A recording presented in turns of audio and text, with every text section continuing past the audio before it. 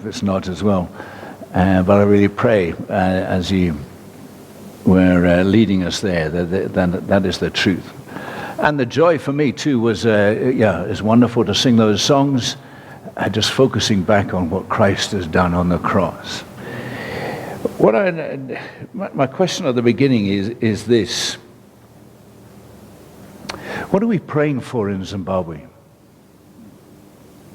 What we pray for is very often an indication of what we want, what we think should be happening. It may be a very useful thermometer of our spirituality as well, I sometimes think. But the question is, what are we praying for in Zimbabwe? I think quite a lot of folk want to pray for the economy to improve. And we'll hear prayers about that. We'll want corruption to be removed, and P.S., all those who are involved in it, may they rot in prison. And I have heard prayers effectively like that. But we want it all to be sorted, don't we? And in effect, what I think when it comes down to this is we want things easy. We want things easy. If someone's sick, we'll pray for their healing. Understandable. For them, we want them to enjoy it. It also might be quite convenient for us if we don't have to look after them and all that, right? But we're praying for, in effect, most of the things we pray for, it's for, can we have it nice and easy, please? When you're young and studying or whatever, or when you're older and studying, whatever, help me to pass my exam. Well, why should he help us to pass our exam when it's our exam and we should be doing it ourselves? But there is that sense of help us to be successful. Lord, I need a job. I'll go for this interview. Me, you, together, mates, job. I need it. Thank you very much. But we're expecting God almost to answer our prayers, to make things easy for us. We want justice, especially when it's against us. But if some of the things that we did were to be exposed, we'd be, well, let's not have too much justice. But we're very keen on justice. And we as Christians, often when we send out that message, when things get tough, we send out a message, please pray. That's the only time we ask for prayer, is when we're struggling or when something has happened, an accident, this or that. Please pray. And I'm often, and you'll see the emojis. Everyone loves to talk in emojis, and so you get the praying hands. And I'm thinking, well, what do you want me to pray for? I know what you want me to pray for. You want me to pray that everything will be nice and sorted and easy, no problems, no finance. Make it easy. And I think we're like that within Zimbabwe. We only ask people to pray when it's tough. And at the same time, here in Zimbabwe, we're also very good at two things. One, complaining. And granted, there's a lot that we could feel justified in complaining, whether it's the ZESA, the power cuts, the fuel queues, the economy, the exchange rate, that what. But we're very good at complaining before we pray. Oh yeah, I can pray about that. And also we're very good at boasting. We have that sort of inverse boasting that we love, who's suffered the most. And get together with folk over a meal or over coffee or whatever. Yeah, Chiswa, we had no power cuts. We had no hours last night. Oh, well, we haven't had power for 3 days. 3 days? Well, we haven't had it for... I don't know if you ever saw or if you ever brought up with Monty Python. I have a confession, but I had an English teacher at school who introduced us to Monty Python. But that was in the days where there wasn't videos, but you had recordings of it. But there's a lovely skit that they have of 4 Yorkshiremen sitting together discussing their life and how it's tough for them. And one says, geez, yeah, we got it tough. We don't, we have to get up at 5 in the morning and we bath in a puddle and we do this. And geez, well, you were lucky. We get up at 3 in the morning and we bath in a drip or whatever. But how can you beat the previous one? And it gets to the ridiculous stage where you get up before you went to bed and you don't, because you're boasting about how tough it is.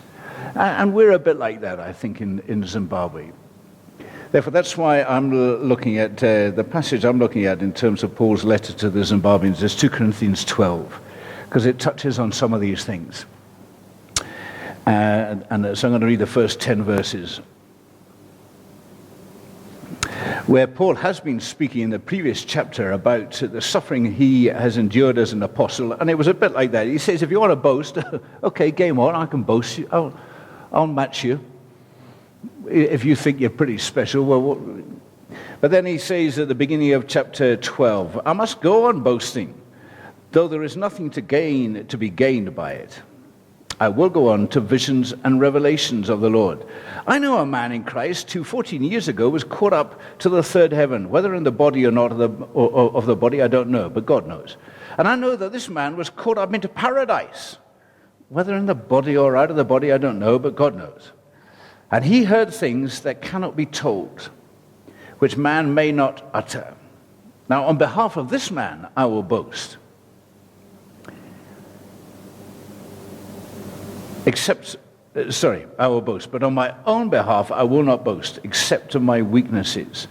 Though if I should wish to boast, I would not be a fool, for I'd be speaking the truth. But I refrain from it, so that no one may think more of me than he sees in me or hears from me. So to keep me from becoming conceited because of the surpassing greatness of the revelation, a thorn was given me in the flesh, a messenger of Satan to harass me, to keep me from becoming conceited. 3 times I pleaded with the Lord about this, that it should leave me. But he said to me, my grace is sufficient for you, for my power is made perfect in weakness. Therefore I will boast all the more gladly of my weaknesses, so that the power of Christ may rest upon me.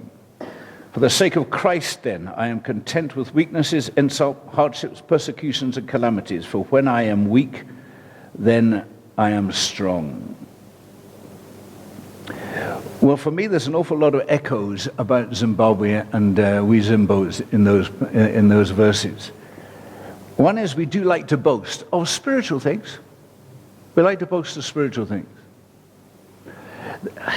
And we will be able to share, and either from our own experience or many other people, extraordinary testimonies of God's faithfulness, whether it was in the war years, whether it was in hyperinflation years, land invasion years, choose which years you want. But we do boast, God works. It was some extraordinary stories. And sometimes we take a little bit of pride in the fact that we've got a testimony that's pretty impressive, of God's power and of God's amazing faithfulness to us. But we do like to boast, and there's good to share those. But the danger is that we boast about them and say, that's us. Yeah, we're Zimbabweans, we're Christians, we're pretty impressive. But we do like to boast of our amazing testimonies, and also we are quite good, tell me if I'm wrong, but I think we're quite good at trying to come out with these visions and prophecies of what Zimbabwe is. I hear we are to be the shining light in Africa. Really? Well, okay. But we take greater. God is going to work in this country in a way that's going to shine out to the rest of Africa, to show the rest of we take great pride in that. We were the, get it right, the bread basket, not the basket case, the bread basket of Africa, and we'll be back there again.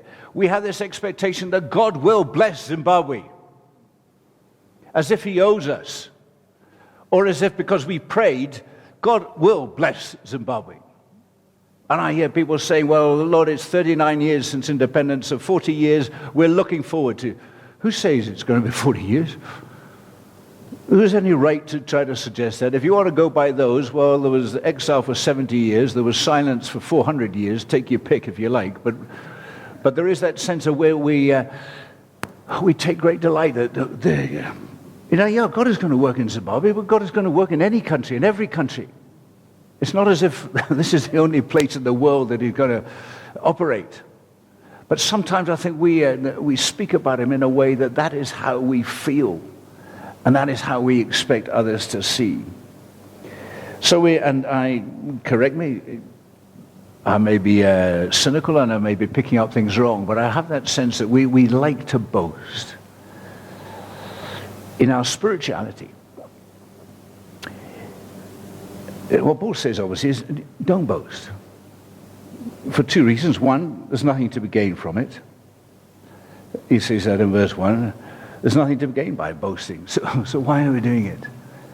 Because after all, it was God who did it. And the boasting is trying to put the attention back on us. And when we do boast, very often it's not to put the attention on God, but actually to make it look like that we're pretty effective Christians. So there's nothing to be gained from it. Who cares the stuff, really, whether it's in Zimbabwe or another country? Who's worried about any of this? But we sort of think there's a competition. Zimbabwe's got to be top. We're usually at the bottom of most things, but we're going to be top in this area. We take great delight in it. And we say there's nothing to be gained from it. And not least, there's nothing to be gained because, secondly, the point it makes quite strongly again is we become conceited. Because we do think it was us. That it was because of us. Because I was part of the church, that's why God worked in the church. The arrogance, the conceit that we have. And he says it wasn't, we think it was us. And I would dare to suggest that maybe there is, and certainly not excluding me from this, but I think we can become conceited as Christians. In the sense which I've alluded to before, that we expect God to bless this country. We expect to, by the way we sometimes pray, it's as if we're saying, you owe us. You've got to sort things out here, God. We want things comfortable. We deserve it. And I think there's a conceit sometimes, maybe in the way we approach God, in terms of some of the praying that we do. And the other area, I think, where it is that we are conceited is, I don't need to say, what is the phrase that defines Zimbabweans? We'll make a plan. We will make a plan. Don't worry, God, we'll sort it. We're Zimbabweans. We've had to make a plan all these years, and we've done it pretty well, so we will make a plan.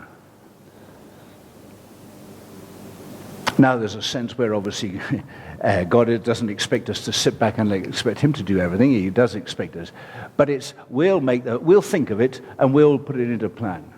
Instead of we will seek God's plan. And I think that's part of that, our problem, is that we will make a plan. Without even consulting God. When something happens, we say, we'll pray, we'll make a plan, this is what's going to happen. Instead of trying to find out, well, what's the Lord trying to say to us in this? What's the Lord's purpose in this? What does he want us to do? No, it's all right, we'll manage, God. And then we're expecting a hero worship because we've achieved great things, which actually may have taken us away from God. So I think there is that danger. We'll make a plan.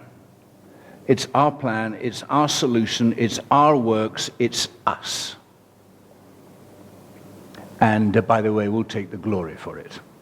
Yeah, we got out of that crisis.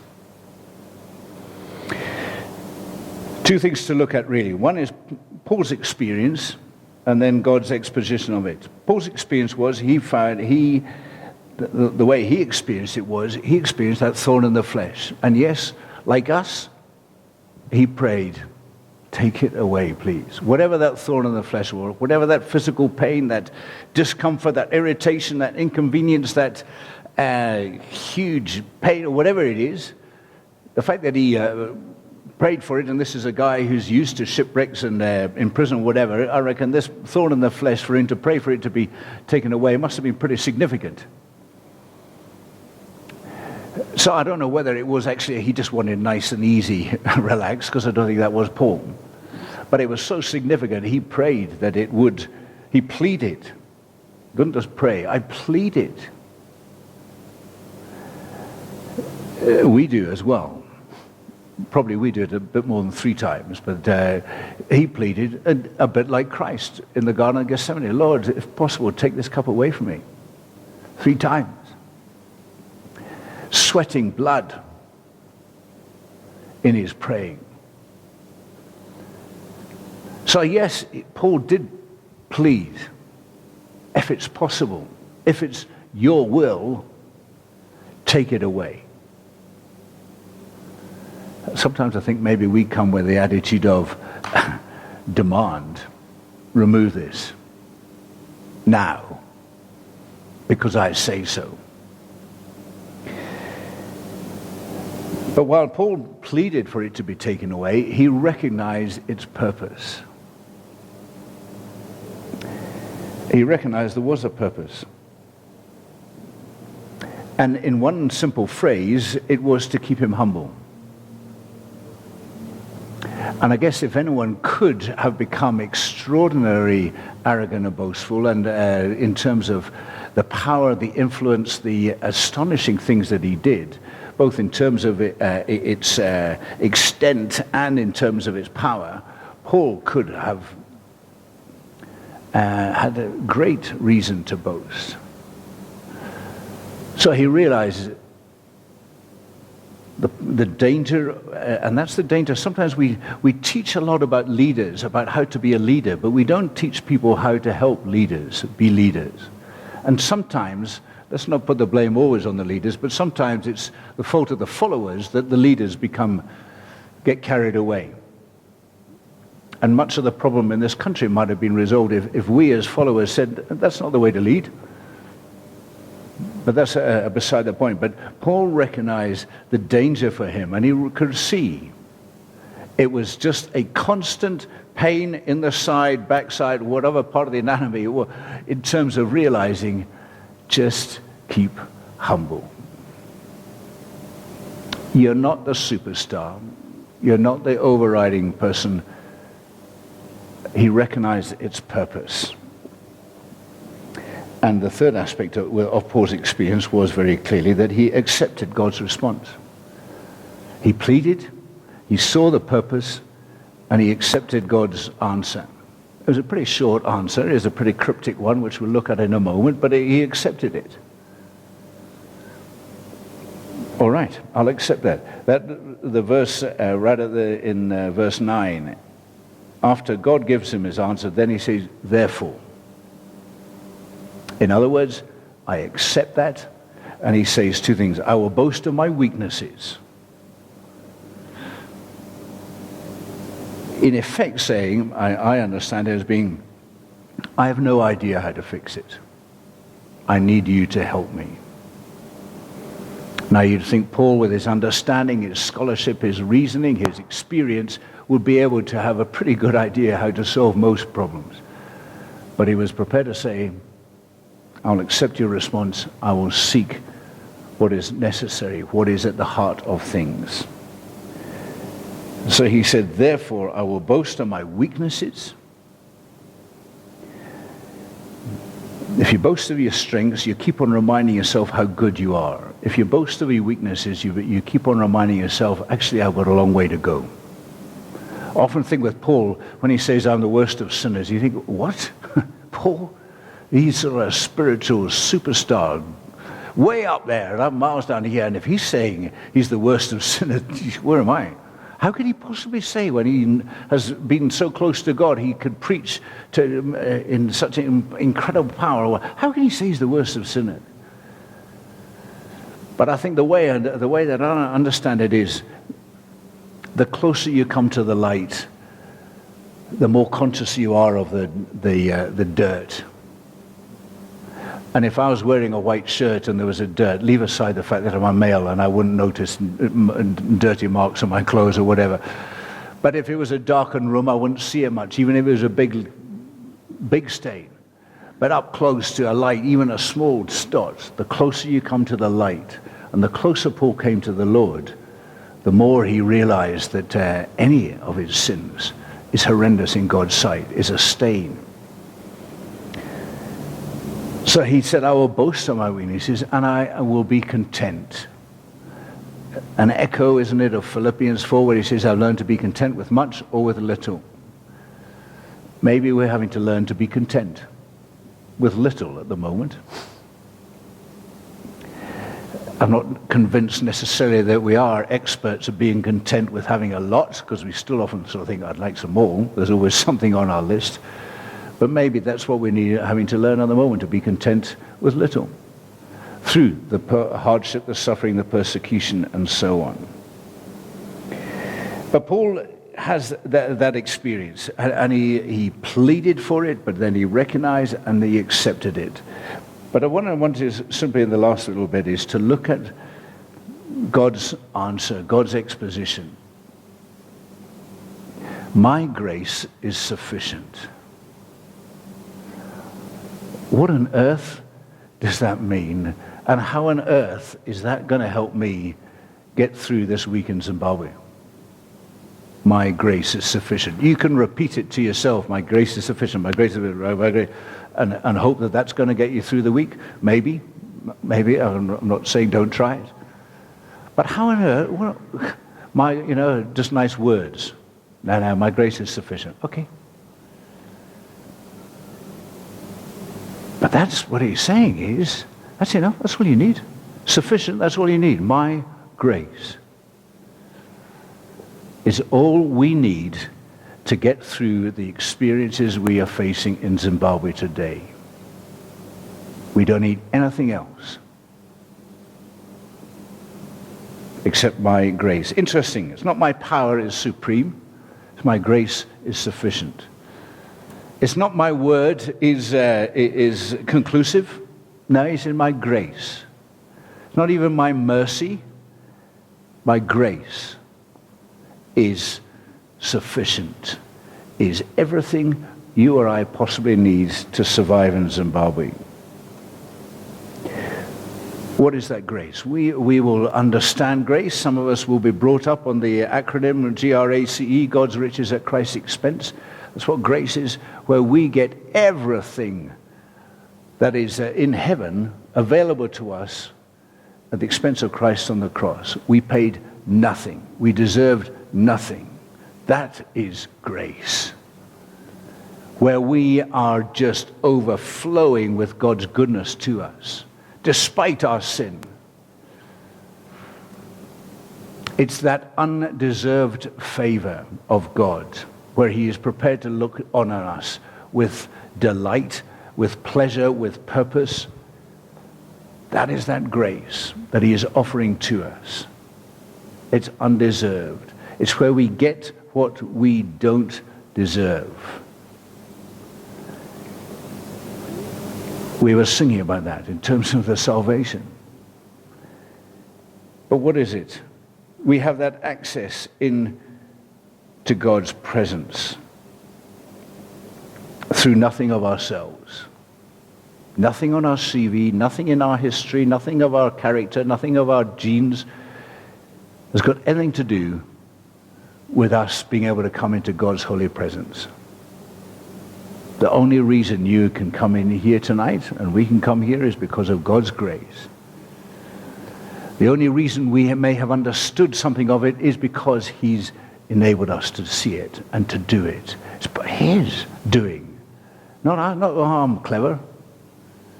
Otherwise, how do you explain the university professors cannot understand it and the little 4-year-old child can? It's got nothing to do with our mentality or our brain or our acceptance.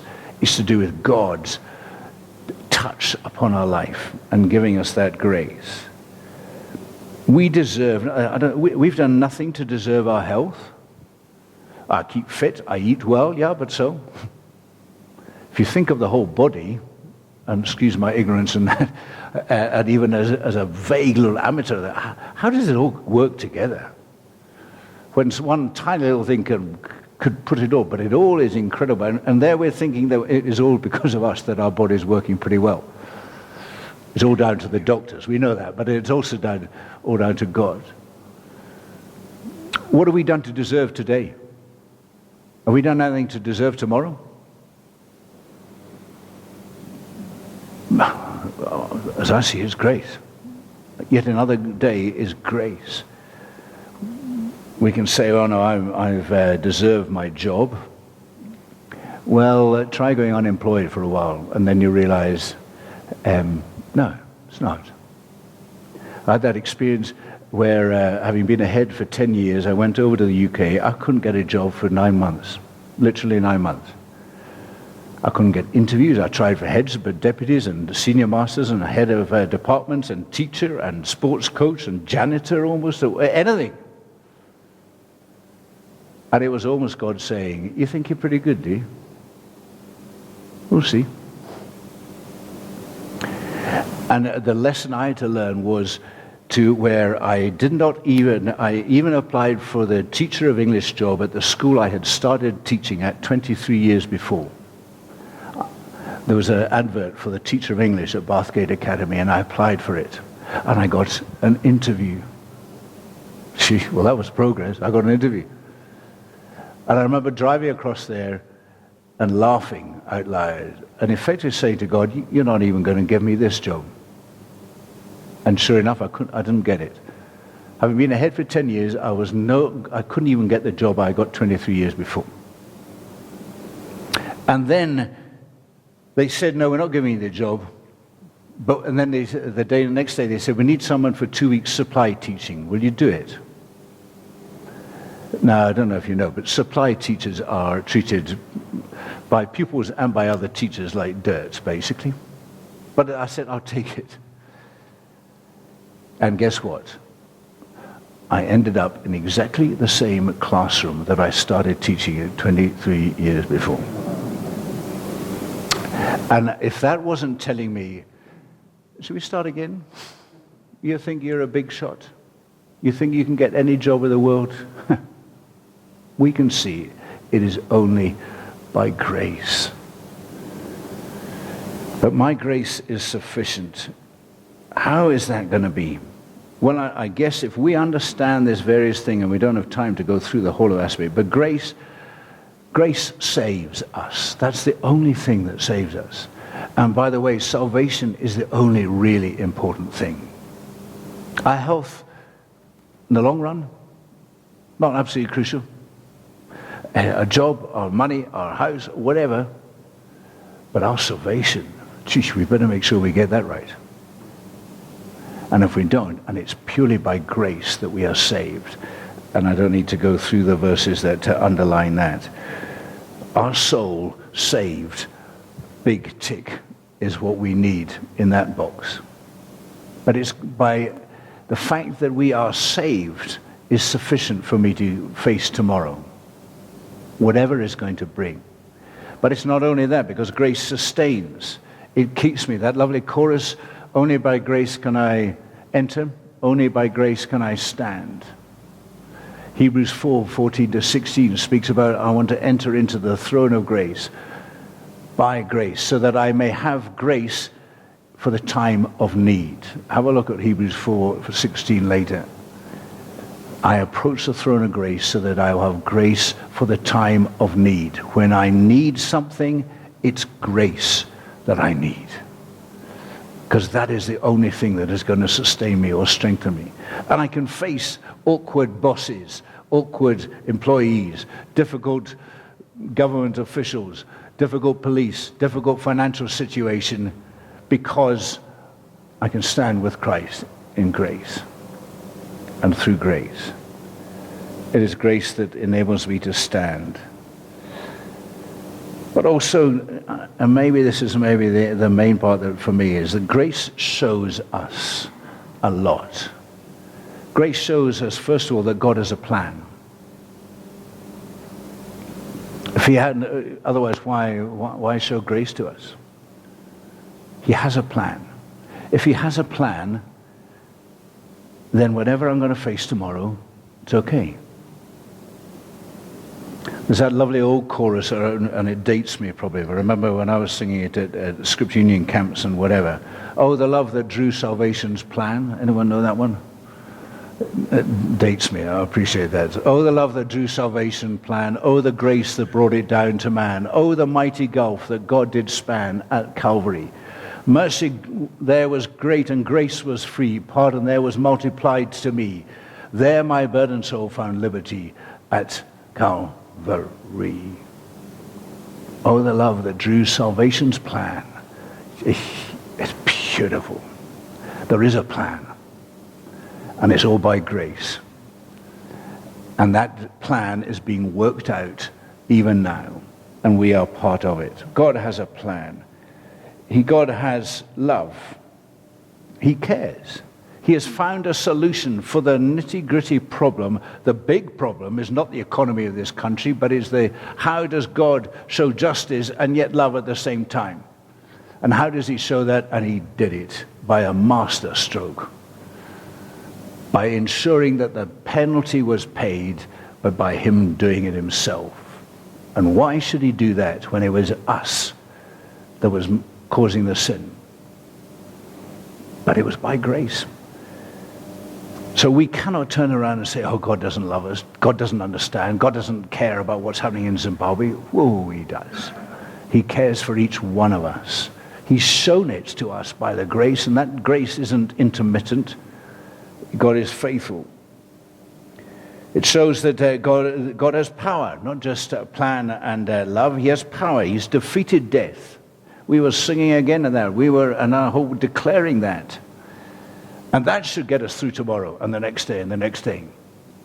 That he has defeated death, because therefore my sins are forgiven. And the mistakes that I'm going to make tomorrow, which pray God that I don't make, but I will make, he's forgiven those too.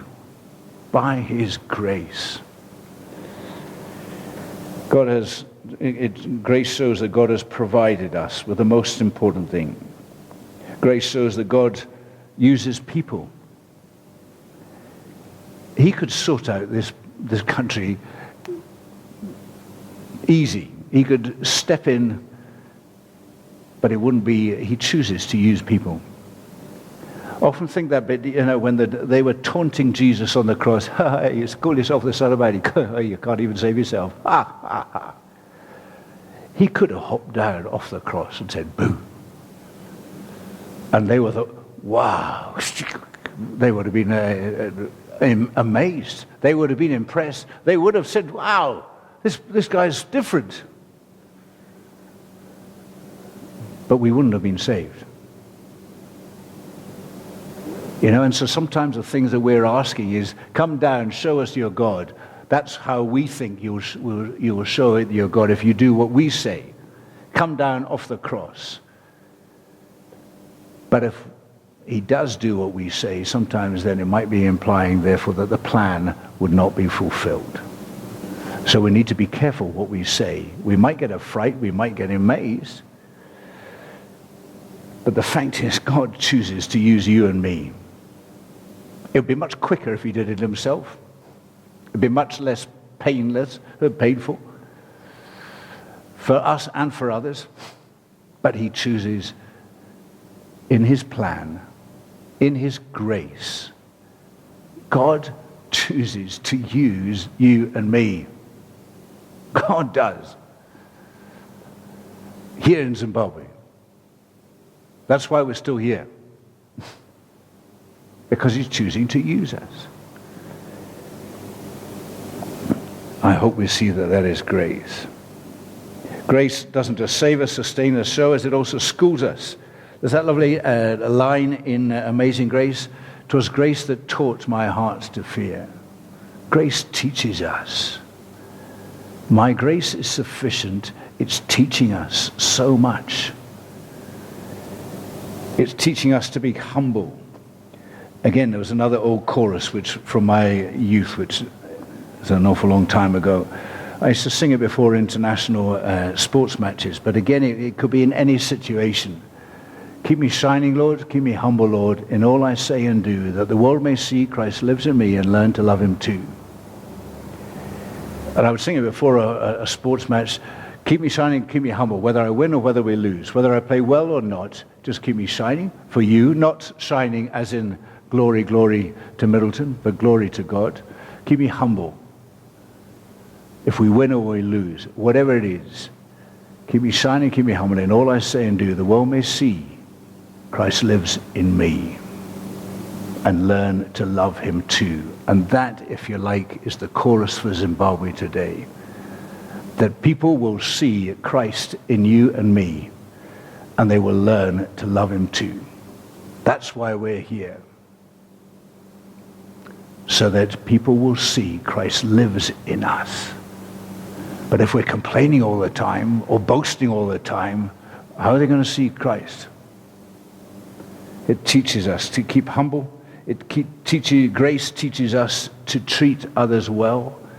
If you think of that wonderful example of the woman caught in adultery and they're all coming in, stone her, stone her, stone her. What do you reckon, Jesus? Okay, one without sin, throw the first stone. Grace should teach us before we judge others. You know what? I'm probably far worse than that person that I'm judging. So let me hold back. Grace will teach me a lot. My grace is sufficient. That's all we need. And also it teaches us to look upwards. Because most of our prayers are purely about the temporal, about the material, about the moral, about the physical, the here and now. And we're told, Paul said, Colossians, set your minds on things that are above, that are everlasting. Keep our focus on that rather than on the economy and how much have I got in my pocket and whether I'm going to get any fuel this week or whatever. If we're not going to have enough fuel this week, then God doesn't need us where we think we've got to go. He can use me where I am. Or maybe in the fuel queue. Or maybe walking to work and greeting someone and talking to someone on the way, or whatever it may be. The last simple thing that it speaks about grace can be sufficient is because grace strengthens us. You could chew over that. 2 Timothy 2:1, be strengthened by the grace that is in Christ Jesus. Grace will strengthen you. We don't need to go to the gym for us to be strengthened spiritually. We can be strengthened physically that way, no harm in that. But spiritual training is of more value, we are reminded. But it strengthens us. I can do all things through Christ who strengthens me. That means I can face all situations. That means I can face tomorrow. Because I think tomorrow is going to come under all circumstances. Purely, the only reason I can face that is because the strength that grace gives to me. So in a way, let me try and really wrap it up. You know what? The answer for Zimbabwe has been staring us in the face all along. Grace. And I don't mean Amai Mugabe. Although many might have thought that there is the answer. But the answer has been staring us in the face. There's a lovely verse in Hebrews 13, I think it is. See to it that no one misses the grace of God. And you know what? The grace of God is all around us and we're not seeing it. And he's saying, my grace is sufficient. It's all you need. That's what we should be praying for. Our prayers, therefore, I want to encourage us, should be fueled by grace.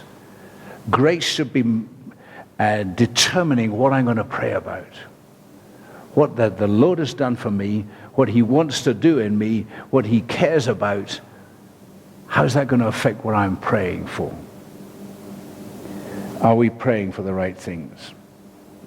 When we do pray, let's focus on God, on what he has done for us, continues to do for other people, and what he is planning to do, even if we're not fully aware of it, but to try to seek, what's your will in all of this? The focus should not be on man, because then we boast. Please let us not make a plan, but let's rather seek God's plan. What is God planning for this country? Because the answer that really there is the beginning of verse 10, for the sake of Christ then. For the sake of Christ, I will accept what comes tomorrow. For the sake of Christ, I will go through whatever I need to go through. Whether it's hardship, persecution, whatever. For the sake of Christ. For his sake. The problem is in our boasting, we do it and that was the lesson I had to learn by going back to being a supply teacher in the school. It's nothing to do with your merit.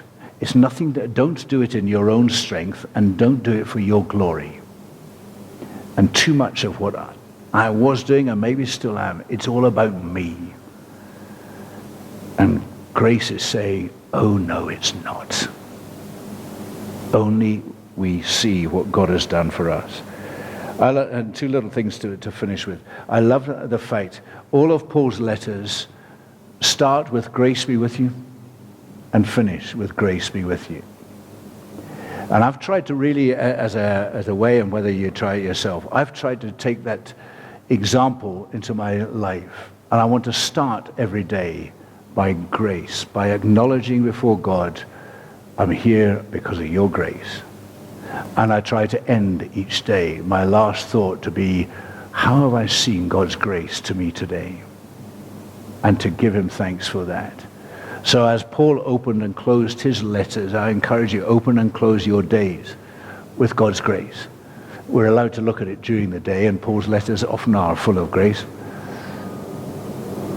But there's another lovely expression that one of my favorite Christian authors from a long time back, J.C. Ryle, speaks about, that here we are in the training school of grace, preparing for the holiday of glory. That's what we're at school at the moment, folk. You thought we'd left a long time ago. But we're in the training school of grace. And we have got so much to learn about grace.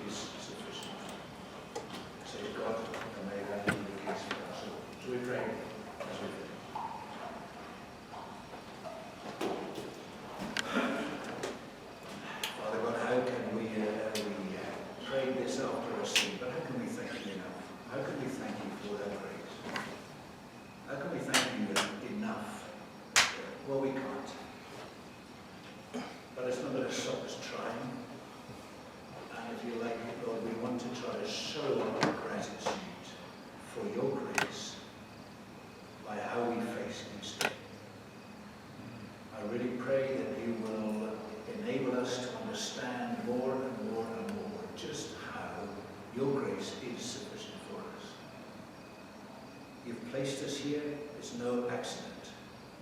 You have a plan for us here. That's no accident. Help us to be able to stand in your plan. Help us to keep shining, keep humble in all that we say and do.